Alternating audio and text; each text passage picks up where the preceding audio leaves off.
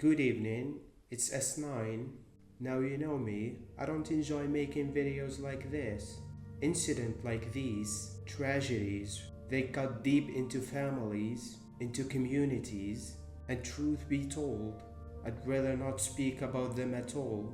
But I feel it's important, necessary, even to raise awareness, to confront what's happening, rather than look away. This one especially demands our attention because it isn't just about one individual or one school or even one city. It's about a culture, a system, and a world that seems to grow more dangerous by the day. So, before we dive in, I'd like to ask you, please like the video, leave a comment, share your thoughts. Do you agree? Do you disagree? And if you are new here, consider subscribing. This community and this conversation is built on voices like yours. Alright, let's begin.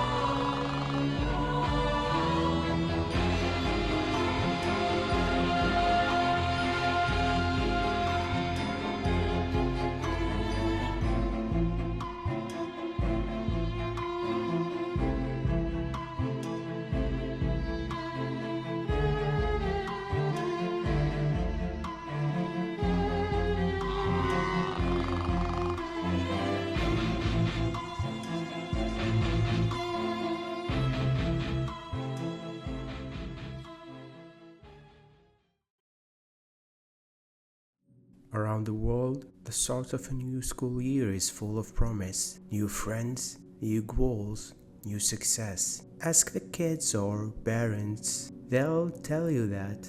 But in one country, the start of school carries a darker undertone. One name, the United States of America. Investigation into the high school massacre is slow-moving and dangerous. The two gunmen who went on the rampage booby-trapped the building and even themselves. All day long, investigators have searched the homes of both teenage killers. In one of them, police say they found bomb-making materials. Specially trained officers searching the school today found close to 30 explosive devices all around the building. And the reason is, well, school shootings. We've covered this before. Columbine and its lingering sinister legacy. Christchurch, not a school, but the principles are the same.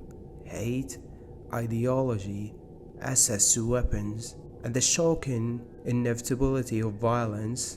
And now, another massacre, another shooting. People have already called this Dylan Roof Incident Volume 2. I'd rather not name it, but that's the label floating in the chaos. Let's break down the facts. The incident happened at a Catholic school in Minneapolis. The shooter was Robin Westman, a 23-year-old, formerly a student at that school. She identified as transgender, and according to reports, she died at the scene. Suicide after killing 2 children and wounding 17 others, most of them minors. Her online footprint shows a manifesto, disturbing videos, and images of weapons engraved with messages like "Kill Donald Trump" and "6 million wasn't enough," a grotesque reference to the Holocaust. She admired past mass shooters. She wrote anti-Semitic, anti-Catholic, and racist remarks, even diagrams of the church, even writing in Cyrillic script, all removed shortly after upload. The FBI is investigating this as domestic terrorism, a hate crime targeting Catholics. And while she was transgender, her ideology and obsession with violence, not her identity, seemed to be the driving force. Now let's not pretend this exists in a vacuum. The world, Uncle Sam, the rhetoric politics, Donald Trump, the climate of division, fear and anger, it all plays a role. The point isn't to blame one person, but to highlight that these tragedies aren't isolated. They are inevitable in a system that glorifies violence, marginalizes accountability. And remember, we said before that the chaos in the world won't make anyone safer. Robin Westman wasn't a Muslim, wasn't a Palestinian. She was a Christian, she was a transgender woman, she was a human, caught in a vortex of ideology, obsession and weapons. So here we are, a massacre again, and the question lingers, how many times we will call it inevitable before we actually do something? For example, the Middle East rarely experiences school shootings. Even the tragic that happened in Jizan, Saudi Arabia, involved a teacher with mental health problems. Countries like Dubai and Qatar rank among the safest in the world. Strong regulations, societal structure, and collective responsibility create environments where children can go to school without fear. Now, compare that to the United States, where there are more guns than people, and yet far-right commentators will blame immigrants or raising criminality. That's not true. The issue is deeper. A culture that glorifies firearms above safety, and a political climate that turns a blind eye. I'm sad to say this won't be the first or last incident under the reign of Donald Trump. Sadly, LGBTQ+ communities and other vulnerable groups are at a higher risk. The pressure is intense, and they worry not just for the US, but for the whole world. 2025 is shaping as a year full of problems, conflicts and war. Mass shootings and global crisis might seem unrelated, but they are connected. Trust me, they really are. I don't make videos like this because it's enjoyable.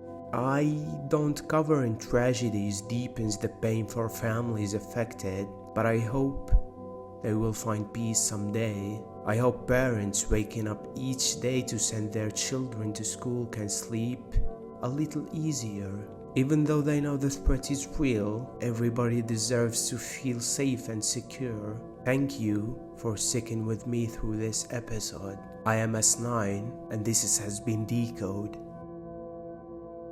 It was like the shots fired and then we kind of like got under the pews. It kind of, they shot through the stained glass windows, I think. And it was really scary. What did you do after that? Well, we waited like 10 to 5 minutes, I don't really know. And then we went to the gym, and then the doors locked just to make sure he didn't come. And we waited in the gym for more news, and everyone was okay. Or most people were okay. Who were your friend, Wes? My friend got hit in the back. Did he go to the hospital? Yeah, he went to the hospital. What went through your mind when you saw that? I was super scared for him, but I think now he's okay.